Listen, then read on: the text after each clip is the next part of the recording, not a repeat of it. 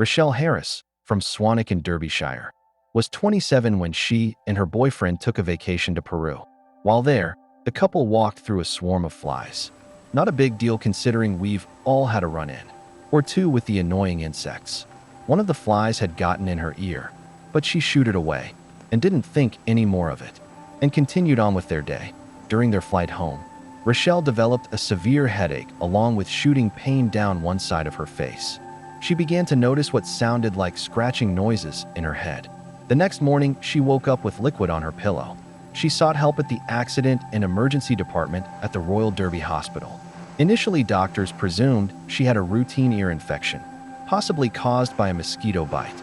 Not completely certain, doctors referred her to the ear, nose, and throat (ENT) team for further investigation. An ENT specialist examined her ear, but soon fell silent. She had found a small hole in Rochelle's ear canal, but could not explain what had happened. The examination continued for another hour. Rochelle's mother had accompanied her and was tired of waiting. She asked, "Can you see what it is?" The doctor replied, "If you don't mind, I prefer to speak to the registrar. Before I tell you anything, please tell us," Rochelle's mom said. "You've got maggots in your ear." Rochelle burst into tears. That's not the news anyone wants to hear. An emergency brain scan was ordered to determine if any damage had been done. If any, even just one had reached her brain, it could cause meningitis, fatal bleeding, and if one happened to eat through her facial nerve, she could be left facially paralyzed. Thankfully, the scan showed that no damage had been done to her eardrum, blood vessels, or facial nerve. Unfortunately, the maggots had chewed a 12 mm hole into her ear canal.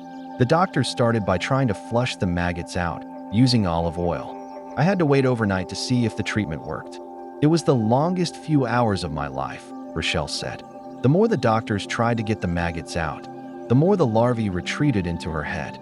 I was very scared. I wondered if they were in my brain. The next day, during closer inspection with a microscope and speculum, they found a writhing mass of maggots and a family of 8 large maggots. They performed an emergency surgery and were able to remove all of the invasive mass.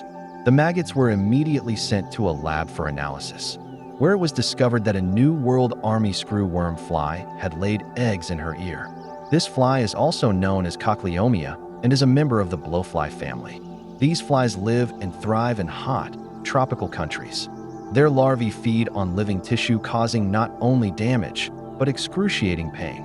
These flies were successfully eradicated in the United States in 1959 and have not been back since. However, the screwworm fly still exists in nearly all tropical climates, including the northern countries in South America.